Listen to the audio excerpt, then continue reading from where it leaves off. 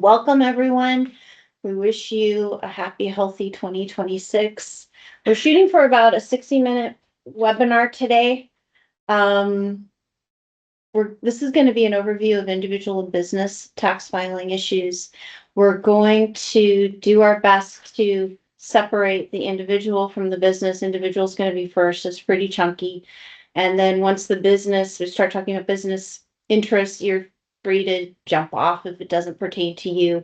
As always, the webinar will be available online within the next couple of days. We do wish you a very healthy, happy 2026, and we hope all good things for you. Yes. Next. All right, 2026 engagements. All of our engagements went out via email in December. And if you have already signed up, we thank you very much and appreciate it. If you haven't received your engagement and believe you should have, please reach out to our office and Tracy will help you answer any questions or concerns that you might have. In terms of technology, Smart Vault remains available for document upload and storage. You can access it through our Dubin CPA website. If for any reason you forgot your password, you can click on Forgot Password and reset it. Shouldn't be an issue for you there. We are going to be introducing some new technology called Sorbon. We're rolling it out over the course of the season. It will include an interactive tax organizer. There's some e-filing tools. In fact, you will see that tech bubble up when you're ready to sign your e-file forms. Ultimately, it will replace Smart Vault for document storage, but the two are going to run in parallel for right now, so as not to complicate things too much for the season. We're going to have additional information on this as we roll through the next couple of months. It'll most likely, you'll start to see some of this in the next couple of weeks. We wanted to have this webinar first before we sent you out something new, but as far as the interactive organizer, our plan is to implement that for all individual returns this year. So just be on the lookout. You're going to see an email coming from us in some shape, but there'll be interactive tools or videos that you can use, and we'll also be here to support you. But our hope is that this will make it easier for you to get organized for your individual tax returns and to deliver your documents. It'll be tailored to your individual situation, and it does use a combination of technology between the tax software and your answers to develop the questions as you go. So if you answer that you're married, it's going to ask you married questions. If you say you have kids, it's going to start asking you for kids information. So just be aware that it's out there, and it is from our office, and it is intended to make life easier. It has capabilities for us to help as far as inputting, but it also, as Christy said, it's going to help on the delivery of the tax returns as well. Some of the things on the delivery we think will be beneficial for the clients, because we've heard there's been issues in the past with how you had to e-sign the return. So we believe this will actually be easier for the clients, and that is our hope. So feel free to begin uploading your documents as they're received. We'd like to set a soft deadline for February 15th. I realize that's just a month away, and we know that there are document stragglers, especially the brokerage statements. Please refrain from emailing or texting documents to preparers. We're investing in Smart Vault and Sorbon for your security. We just really do not recommend texting any pertinent information to preparers for a couple of reasons. We're not the time that we spend looking at our phones and answering text messages diminishes rapidly over the next few weeks, and we're not going to be able to give appropriate or thorough answers, nor are we going to be able to push that information over to our own inboxes to triage. And it's very insecure. Both texting and email is not a safe way to transmit information that has your personal information, especially social security numbers and personal identification. you are much safer using the technology that we're giving you because it's uploaded to a secure environment, whereas emails can be hacked, text messages can be intercepted. It's just not a safe world out there. So we have to invest in the technology, but if you don't use it, we're not able to help you. So do your very best there, and you're always welcome to email info@DuganCPA.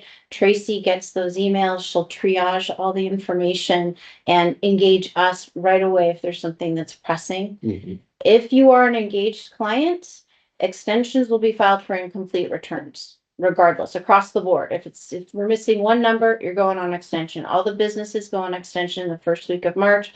All the individual returns go on extension the first week of April. If you are not engaged, we cannot guarantee that you will be put on extension successfully. Which is back to the engagement letters that we sent out. Again, thank you for everybody that's already signed up. But if you haven't signed up, it's critical that you do that so that we know that you still need our services and want us to be your accountant. Otherwise, we just don't know, and we just can't keep filing extensions for clients if they're not actually clients. So critical that you get those engagements filled out and completed so that we know who you are and that you want us to file extensions if necessary. Individual filing deadlines, this is pretty straightforward. Just a rundown of all of the most salient deadlines.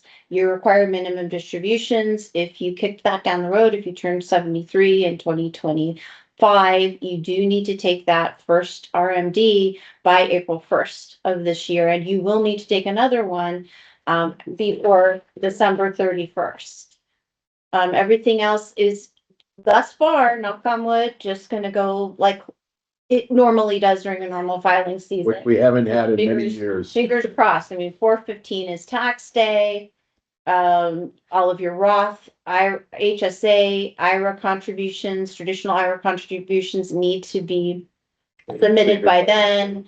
You've got your Q1, Q2, Q3 estimated payments sketched out there, our deadline extensions, and that's fairly straightforward for 2020, for the 2026 filing season. So far, yes, knock on wood, we haven't had any natural disasters or anything that would extend those. I think there has been one or two in some of the states besides California. So if your state had one, we'll get notification out that there's sorry, you're going to see occasionally people popping up, but Tracy will add those people in as they come on, so you can ignore the beeps. But yeah, right now everything is back to the traditional due dates, and these are the due dates for individuals. Okay. Down at the bottom, you'll see the 12/31/26 is a reminder. That's for R&Ds for your 2026 R&D. It's optional if you turn 73 in 2026. You could wait until April 1st of 2027.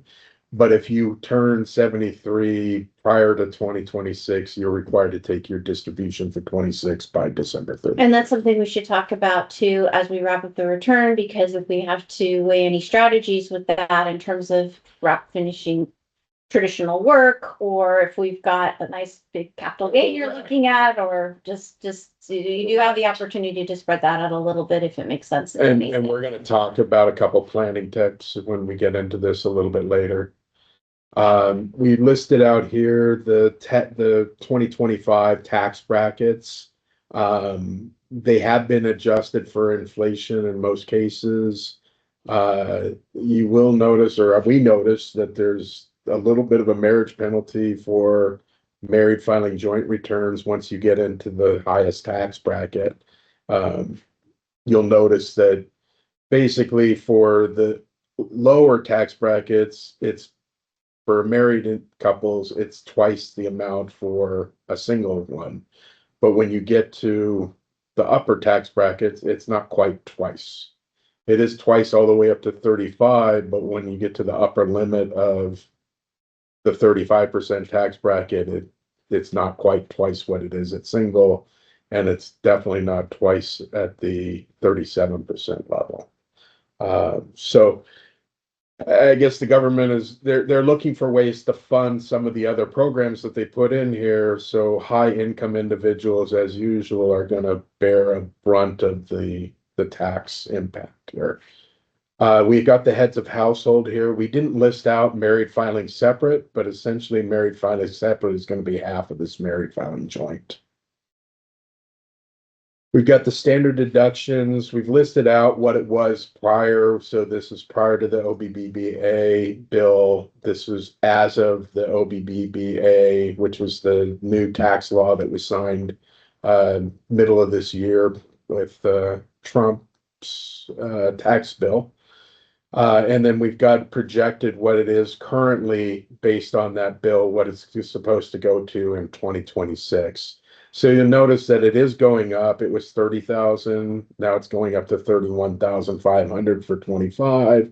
It's going to go up to 32,200 for married filing joint in 2026. That don't seem like they're that radical a departure over just pretty. No, not much here. Pretty consistent. Pretty consistent, yes. There's slight increases for, elderly get an additional. If you're blind, elderly and blind, you get a bigger addition. This does not include the special $6,000 senior discount, which we're going to cover a little bit later. But these are just the standard deductions. Clearly 65 and Correct. 65 and older for elderly.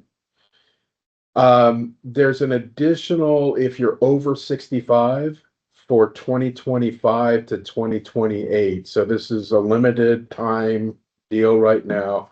A lot of you have remember during the news when they were talking about passing the tax law, and we covered this earlier in the year when it passed, that they were trying to make Social Security non-taxable. That did not pass.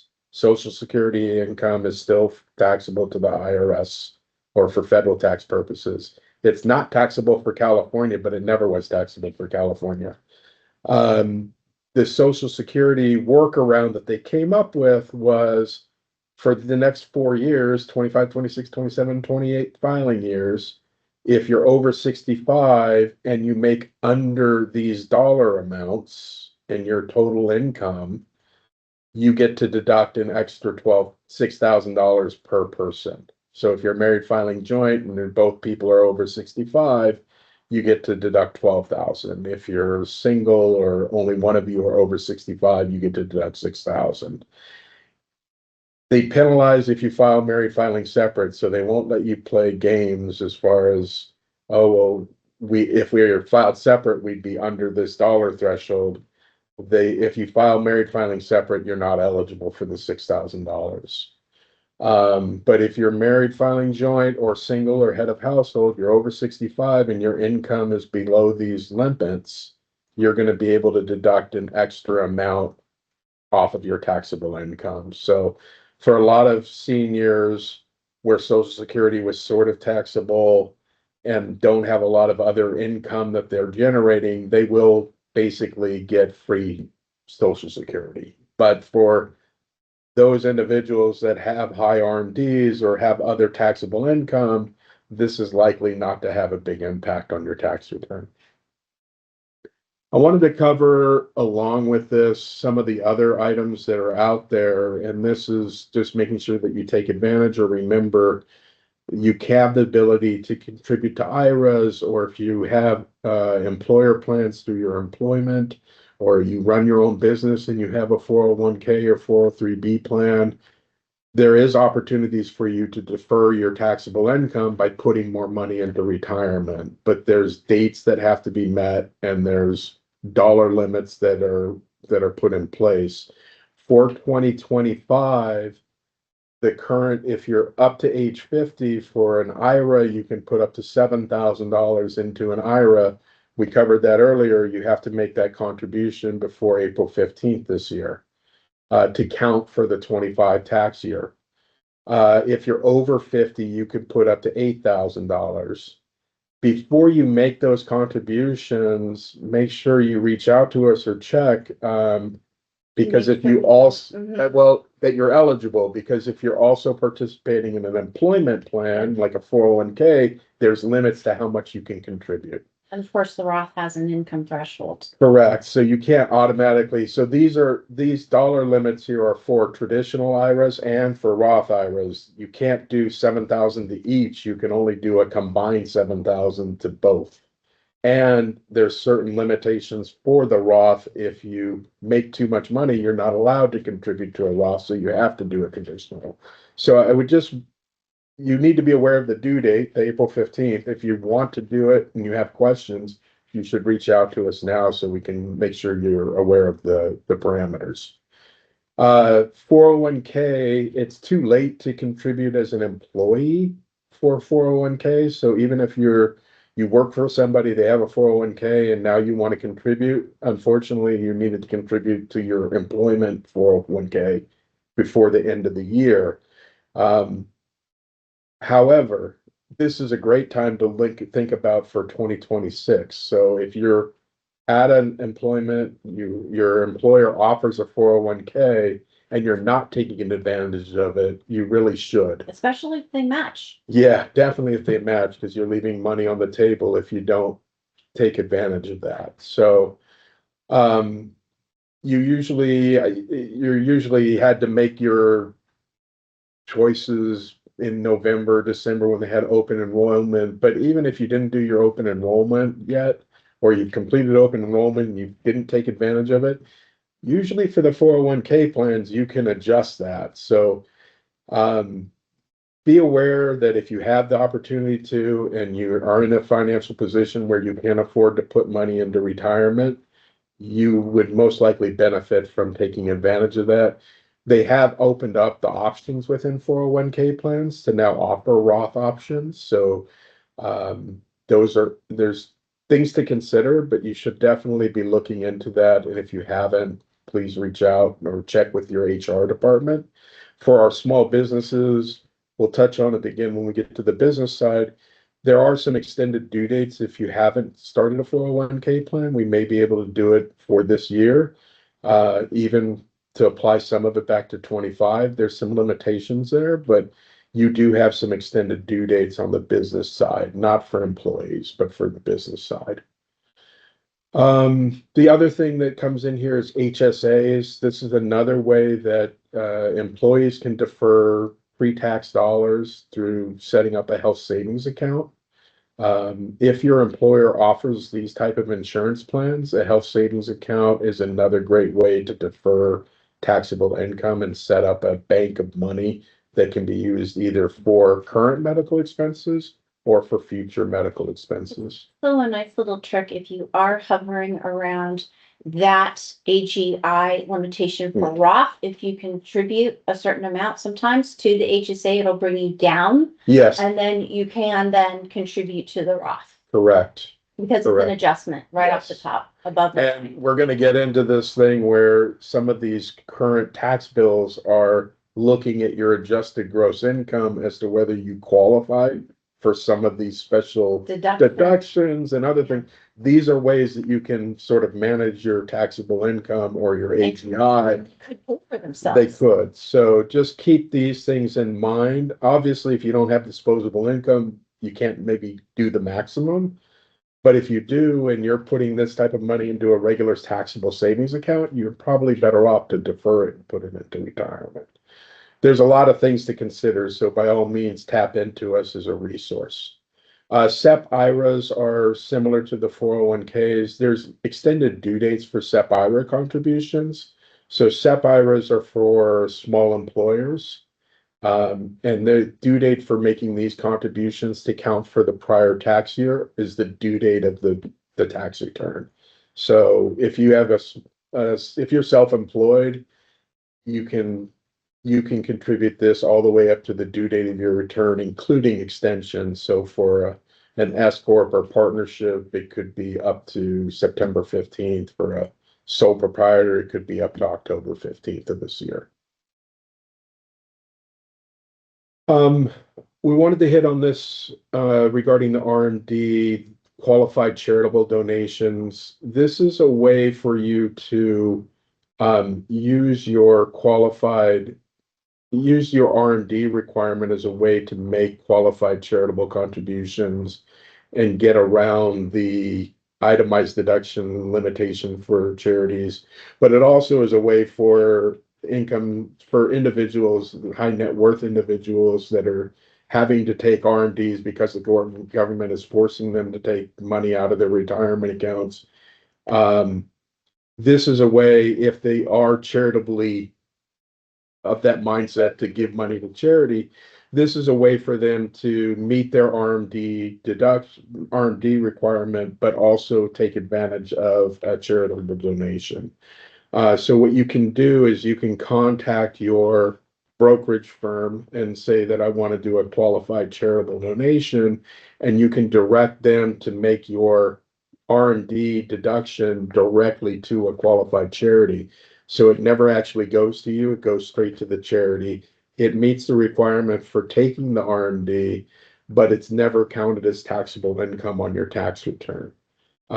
So it's a great way for those that want to give to their charitable organizations, but and also reduce their taxable. And again, like we're talking about, some of these other deductions that you may not have qualified for, this may be a way to get your modified gross income down to a level that is.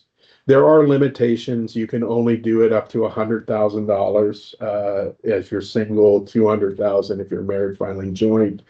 Um, but it is a good solution, especially for those individuals that aren't able to itemize their deductions because of other limitations. Um, we also believe that this will help for those that do give to charities regularly. There is going to be a new item in the tax for 2026. It's not going to impact what we're doing this year for the 2025 taxes. But when we file taxes in 27 for 2026, there's going to be a new limit for charitable donations. So you're going to lose a 0.5% of your adjusted gross income that you give to charity. You'll have to give above that threshold before it becomes deductible. If you do it through your RMD, you would avoid having that 0.5% haircut off of your donation.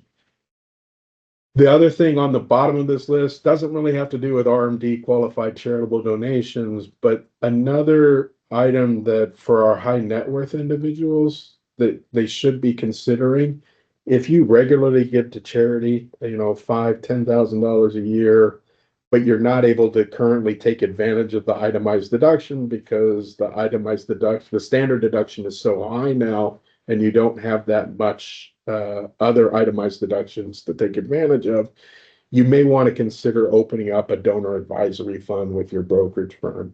And what those do is allow you to make a large donation into a restricted, basically a charitable organization fund that you control, but you may fund it with a $50,000 donation, and then you can use that donation today as a deduction. So you're going to get over the threshold, be able to take advantage of the donation, and then you can direct where you want that money to go over the net course of the next few years. So it's a way to sort of consolidate future giving into one large donation.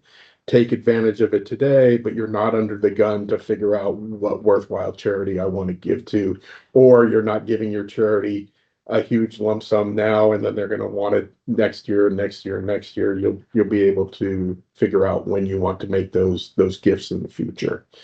The downside of, or not necessarily the downside, but the reason that you're able to take the donation today is that once you create that donor advisory fund, that those funds are no longer yours. They have to be used for charitable purposes.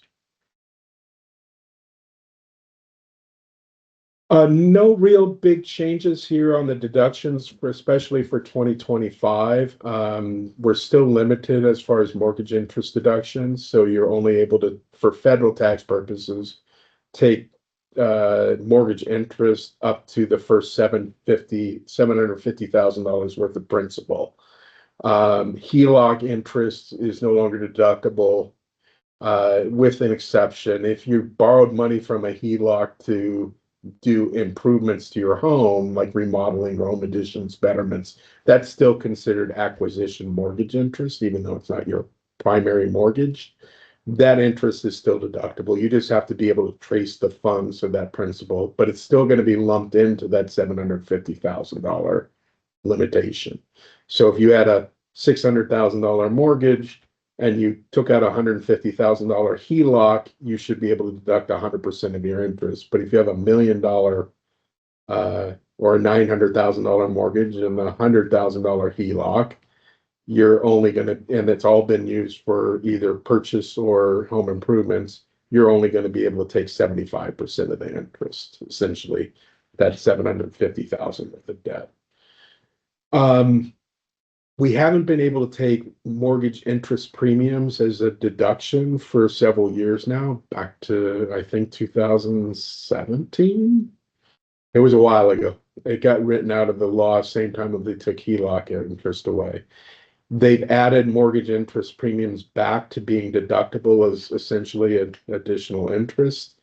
But that is only in effect for 2026. So it's still not going to be deductible for this year's taxes we're filing now. It should be deductible next year.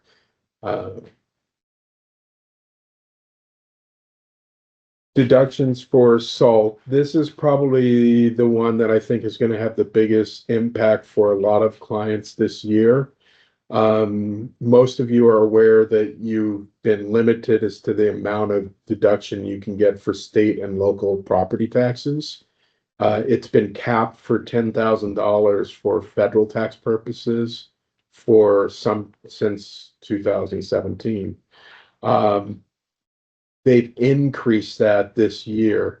It's going to now be $40,000 for all taxpayers. It's still a little strange. It's 40,000 regardless of whether you're single, married filing joint, or head of household. The only one that's limited is if you file married filing separate, they cut the married filing joint in half. So it's 20,000 if you're married filing separate. This is great news for anybody that's making, less than $500,000 a year, or $250,000 a year if you're single. However, if you make more than that and you make significantly more than that, not even that much more than that, Or if you have a windfall year, you're gonna lose the deduction essentially. So it starts to phase out for married filing joint at 500,000 for this year. It will, for single people, it starts to phase out at 250, and it's fully phased out once you hit 600,000 for married filing joint and 300,000 if you're married, single or head of household. No, scratch that. It's only limited for the married filing separate. So if you're making less than $500,000 a year, this is great news. If you make more than 600,000, you're back down to the $10,000. So it really has no impact on you. But for those that make less than 500,000, this is a pretty large jump from 10,000 to 40,000. We've run a few scenarios, and for those people in the $300,000 to $500,000 range, this is a pretty sizable. It's going to increase your refund or lower your tax pretty substantially.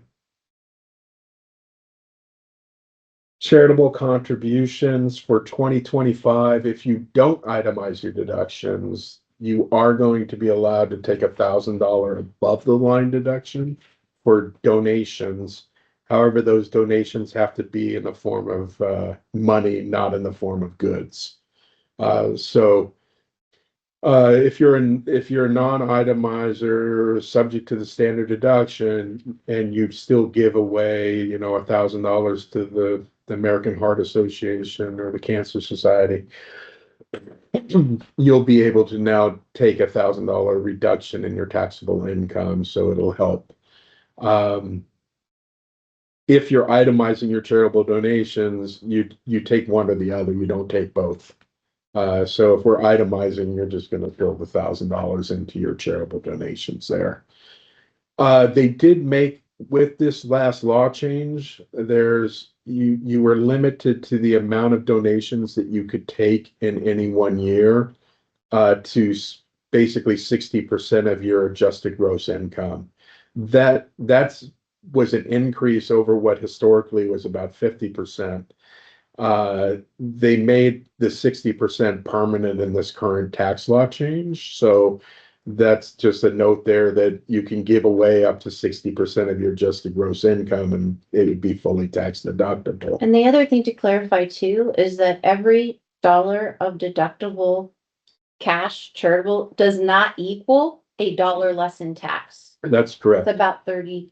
It depends on what your actual tax bracket is. So Which is around 30 cents.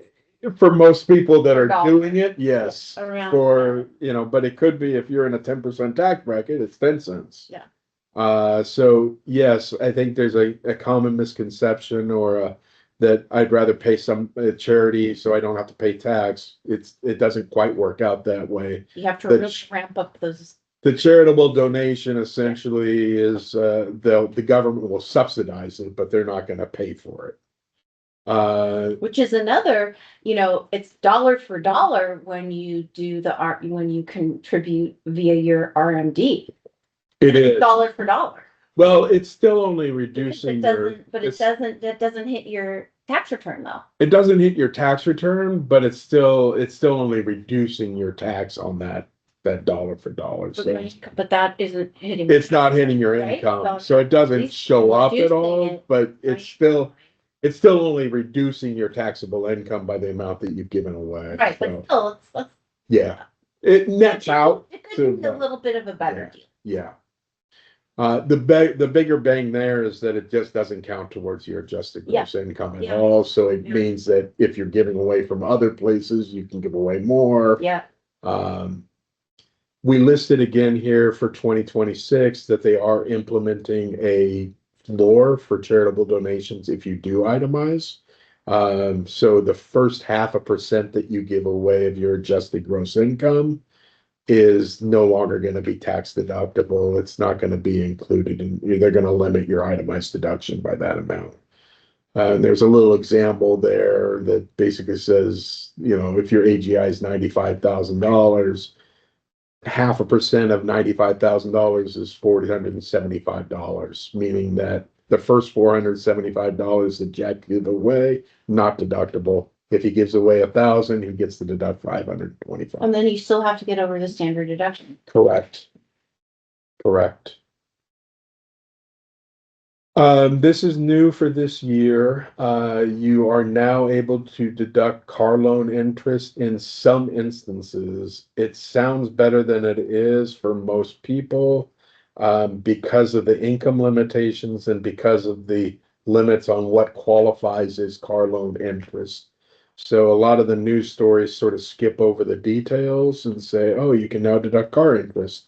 Yes, you can, but you have to make less than $150,000 a year, or sorry, less than $100,000 a year. Otherwise it starts to phase out. And then the other portion is it has to be a new car loan that was taken out after December 31st of 2024.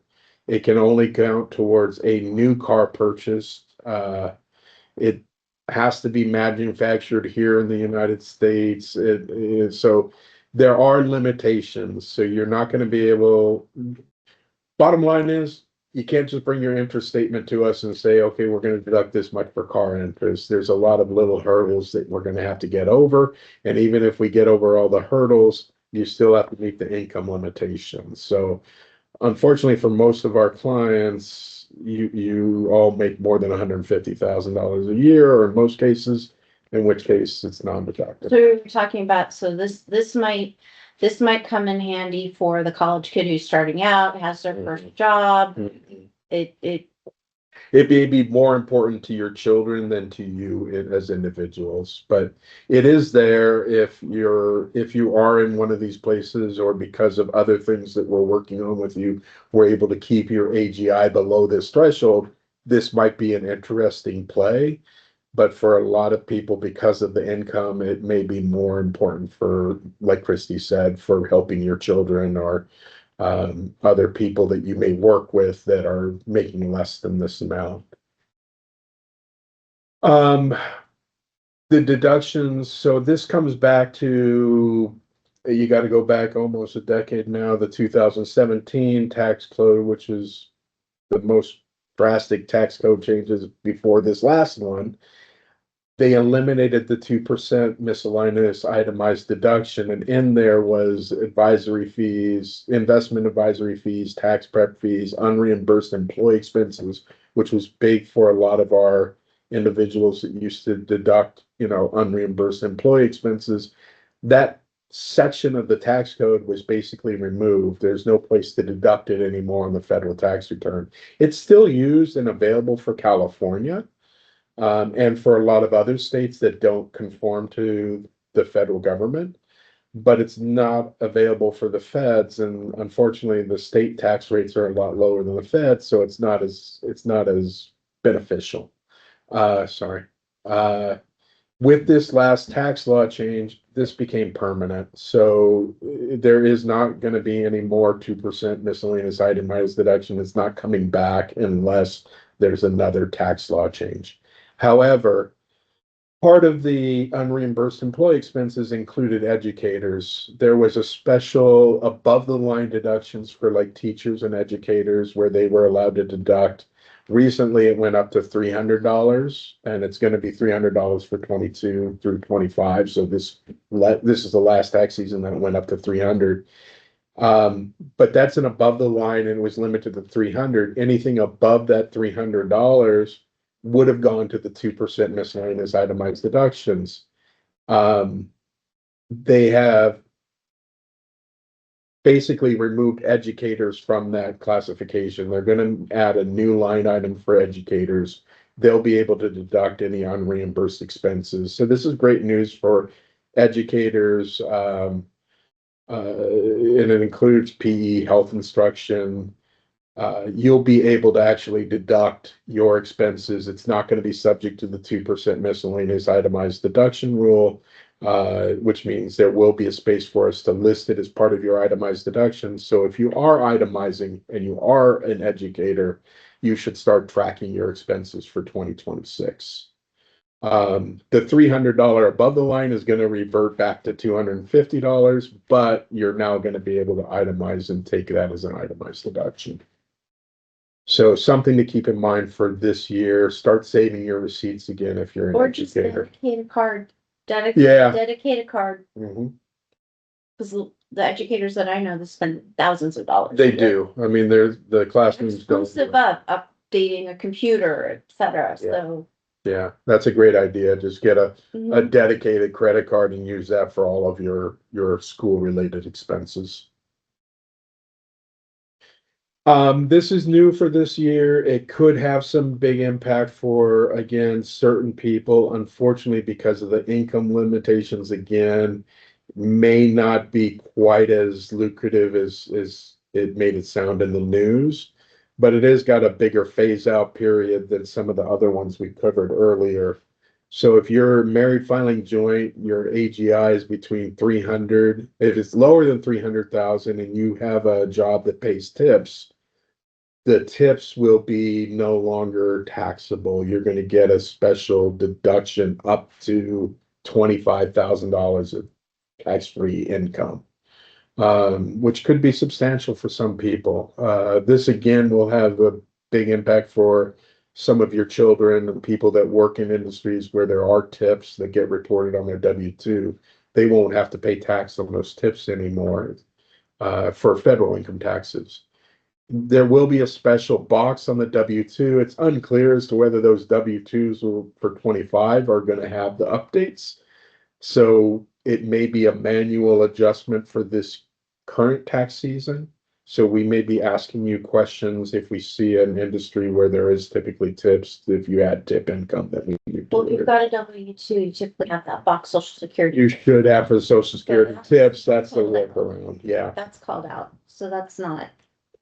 But if you're self-employed and you have tips, then you. you we've need got to a break, little you example. need to break that out, and we're gonna have to split up your income and account Well, for the it's tips subject separately. to your net taxable income too. Yes, it is. Can't take it So as a loss.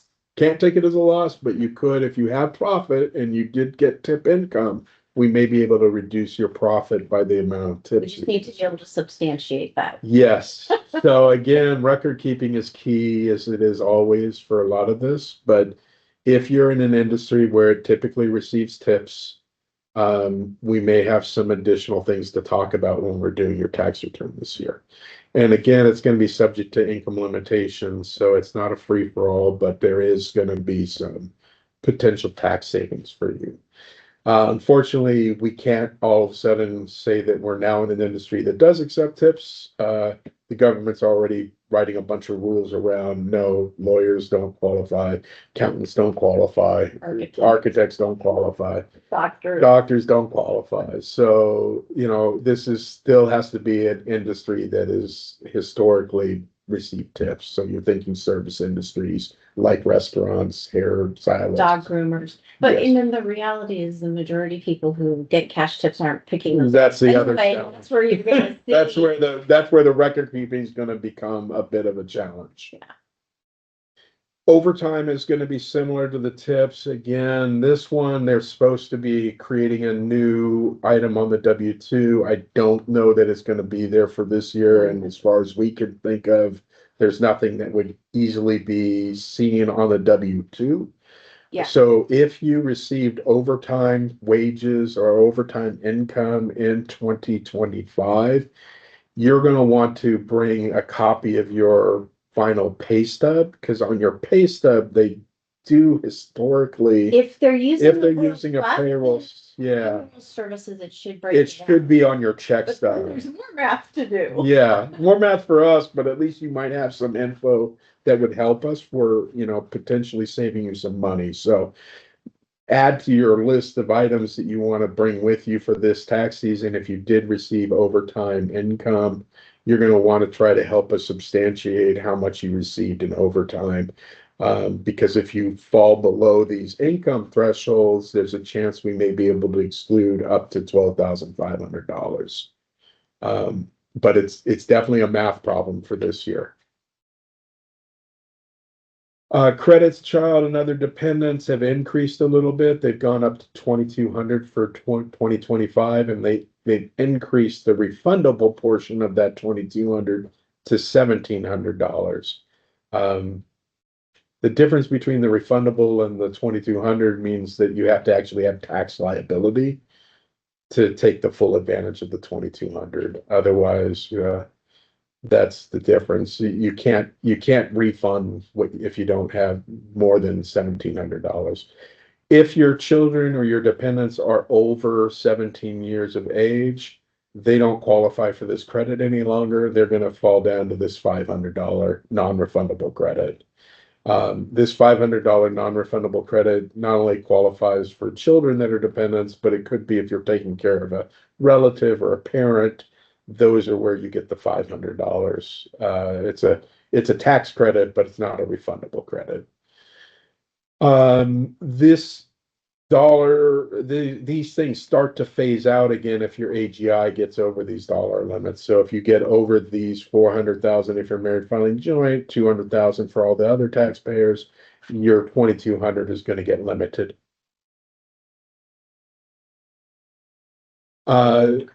Credits, and these are the energy credits. So a lot of the funding for those past couple tax savings we just covered got funded by repealing a lot of these credits that were out there for getting to clean energy. The energies, most of these were repealed and became they just were no longer available after September 30th, and that covers the clean vehicle credits.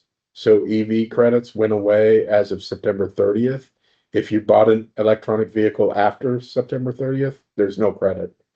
If you bought it before September 30th, there's a potential that there was a credit, but you still had to meet a lot of different criteria. So just something to keep in mind. The alternative fuel vehicle refueling, so this was for like putting a charger in your home, that went away as of December 31st. Home improvement credits, they were going away at the end of December 31, 2025. So those are going to revert way down. The residential clean energy credit, those were going to go away. So solar on your house goes away as of December 31st. So if you didn't take advantage of these before the end of the year, there's still advantages to going with solar, but the tax credits are gone. Alternative minimum tax is another way that they're going to fund a lot of these tax savings. What they did essentially was they reset the AMT. AMT had been being adjusted every year for inflation. They reverted it back to 2017, essentially. So you're seeing here, these are the exemption phase outs. For most of our taxpayers, we have a handful of people that get above these dollar amounts, but for most people, they're in this phase out period. They're not going to see a big impact in 25. In 26, there's a chance that some people that haven't seen AMT in a while may actually start to see AMT again. And just as a refresher on what alternative minimum tax is it's a parallel taxing system that the IRS put in place to tax people that make too much money but have ways of deferring their money or their taxes. An alternative minimum tax has a different way of calculating what you owe in tax. And if that alternative minimum tax is higher than what the regular tax is, you pay the alternative minimum tax. And they'll just basically adjust your tax up. Some of the add backs. Were state taxes, which is huge. Isn't it? Yeah, tax-free interest, stock options, things that, wealthier individuals get to take advantage of that the others don't. And so what happens is you wind up getting taxed. You pay a premium. It doesn't show up as tax. It shows up as a special AMT tax, but at the bottom line, you're being taxed. Yeah. Because they increased the threshold so much, a lot of people were avoiding it and it was being adjusted for inflation, so they continued to avoid it.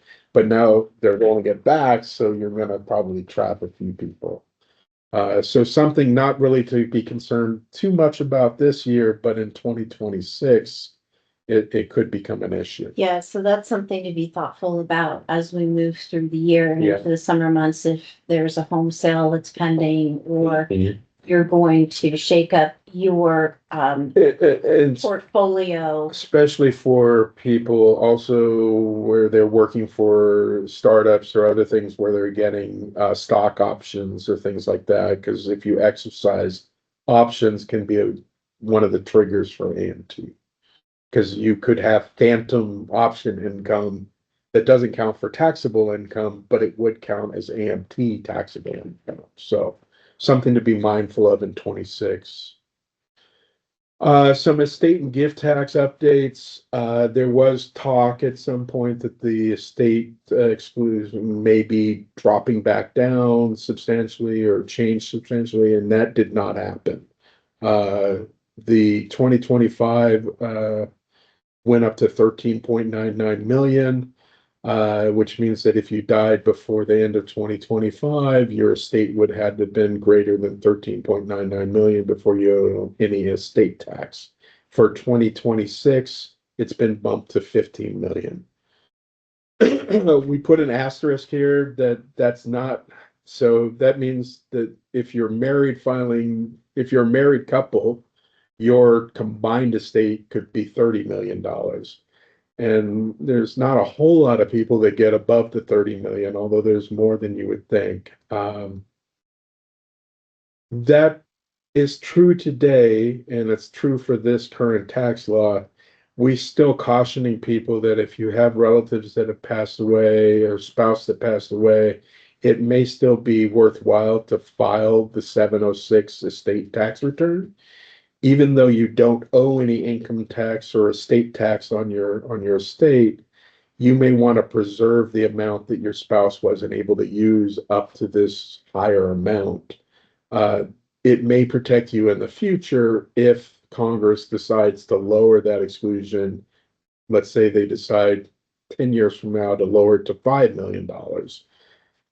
It would be beneficial to lock in the amount that you weren't able to take advantage of when your spouse passed away. So California recognizes the state. California doesn't have an estate tax. They're chunking into it though vis-a-vis property. That's Yes, where they're chunking Yes. into it. So that's Yeah. another thing everybody really needs to be aware of. If you're inheriting property, residential property, your property taxes are going to go up, and it's especially significant for properties that whomever's inheriting, the beneficiary is that are being rented.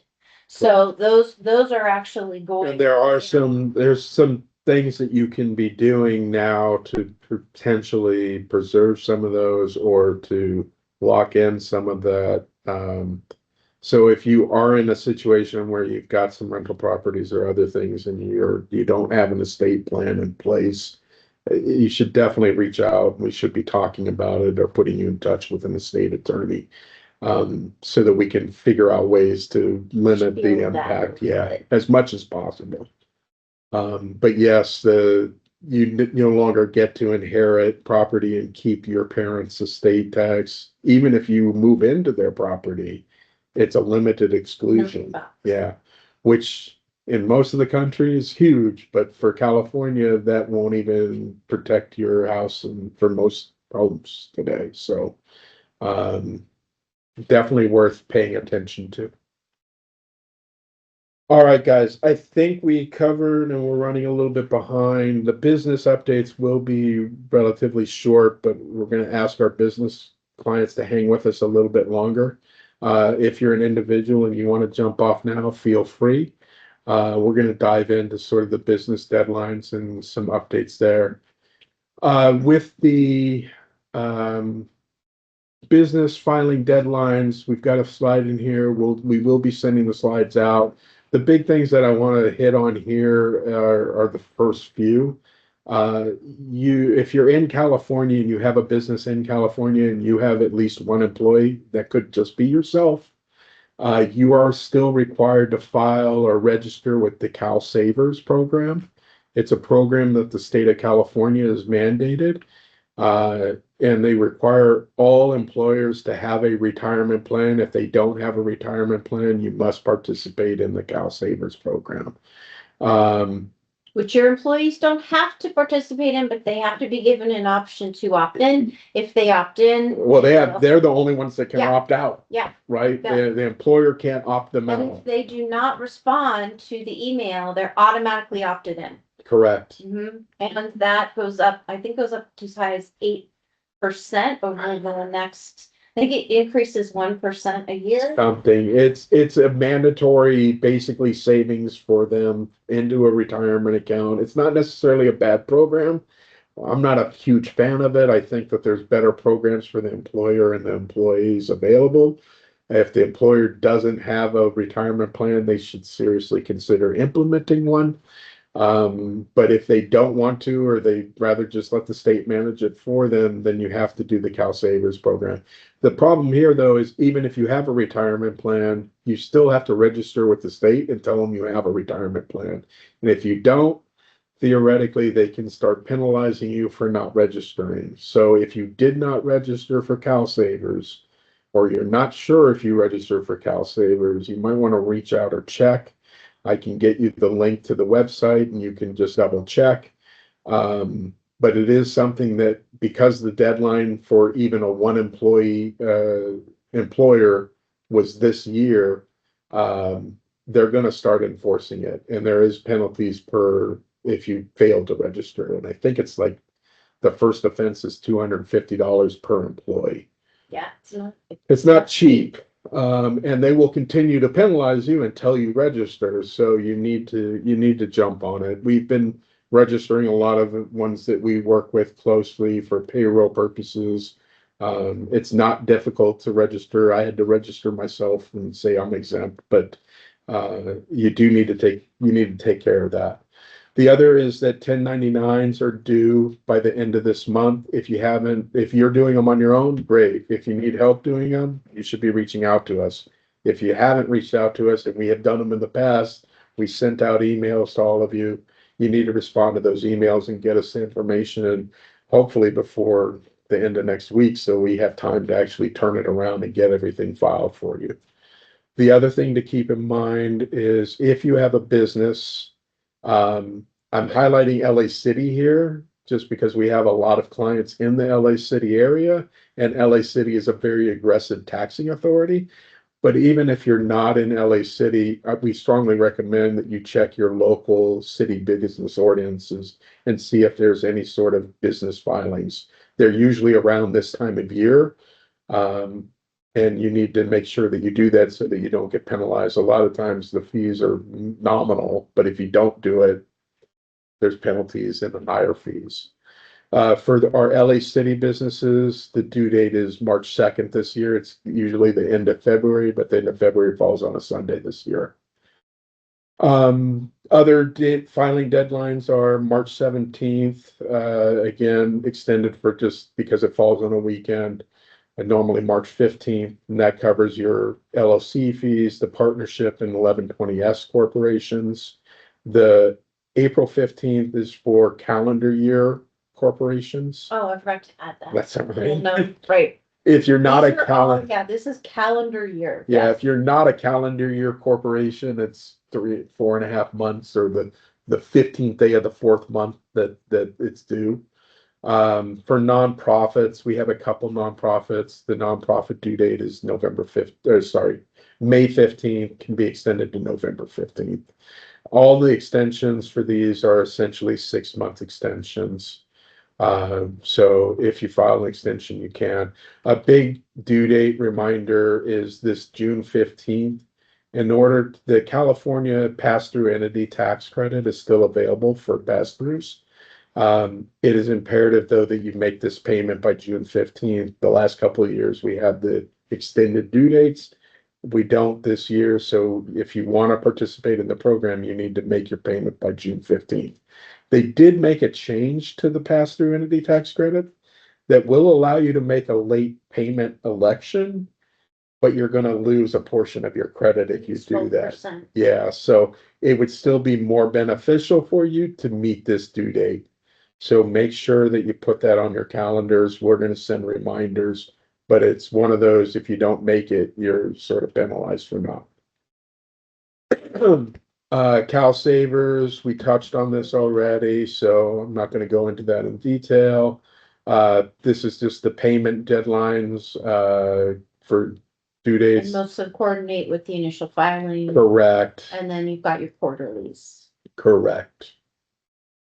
Information reporting, some updates there. The 1099, there was talk that the 1099Ks would be reduced down to the $250 or way down to sort of the same filing as 1099.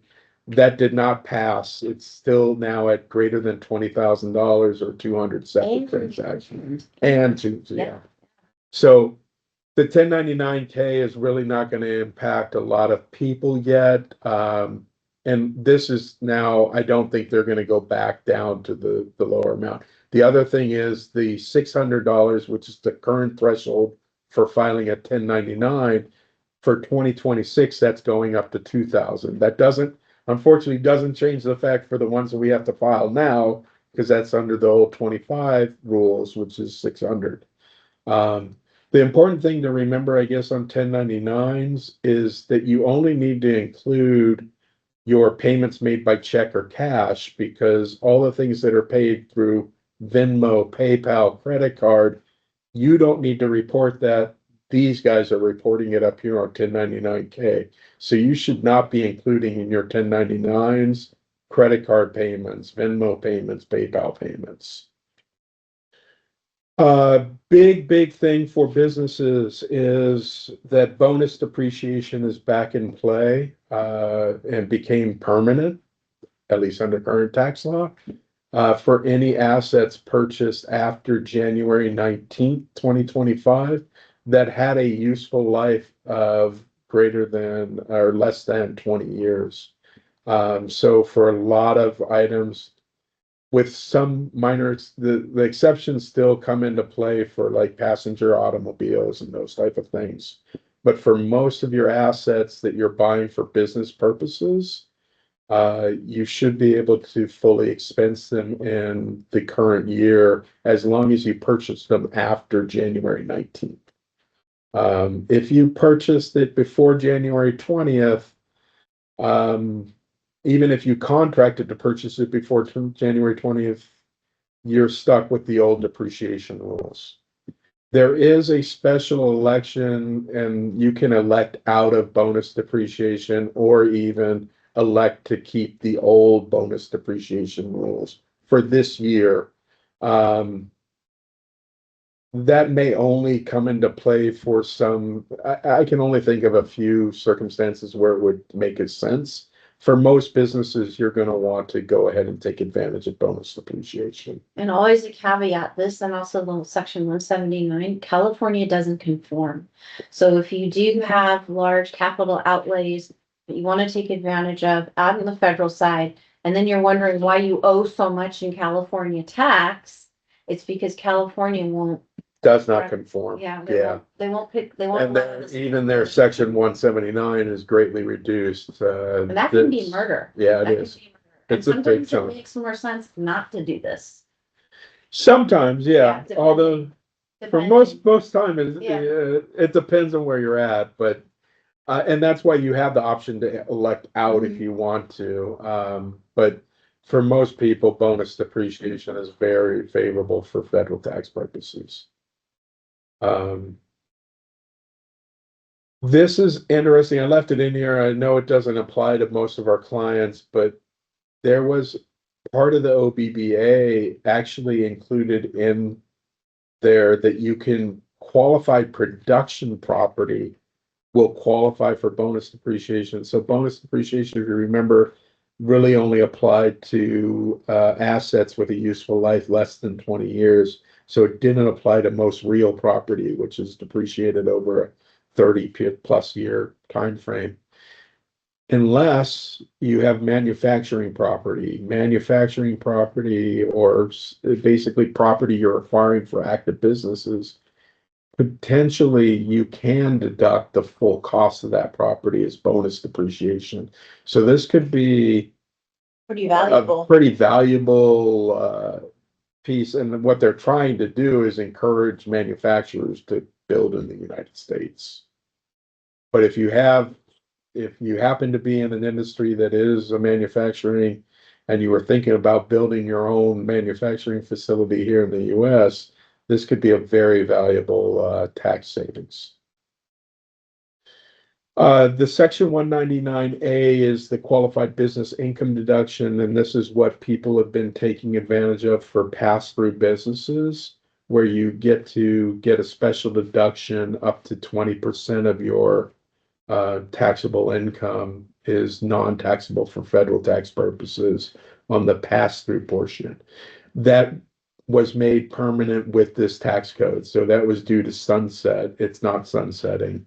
The dollar amounts are actually getting better. The phase out periods are going up. There's now a special minimum deduction for small business owners, where, even if you didn't qualify or there wasn't much of a qualified business income tax deduction, they're going to give you a special deduction even for small businesses. The phase out ranges, like I said, are increasing from 50 to 100, 75 to 150. So these are all being adjusted and will be adjusted for inflation as well. So that 199A is very positive. Like I said, that was due to sunset at the end of this year. Yeah, it's a big help for this year.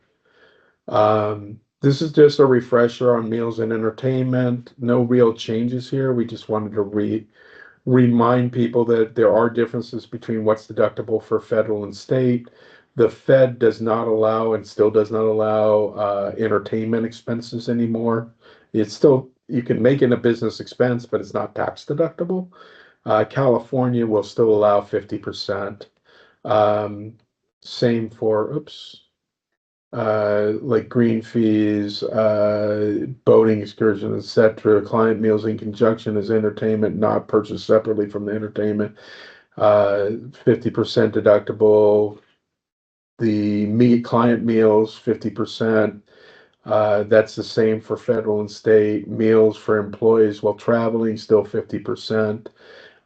Meals provided for the convenience of the employer is going to be 50% for 25 is not going to be deductible going forward for 2026. So that is a change for uh, the the state. They're still at 50% if they don't, or 100% if it's de minimis.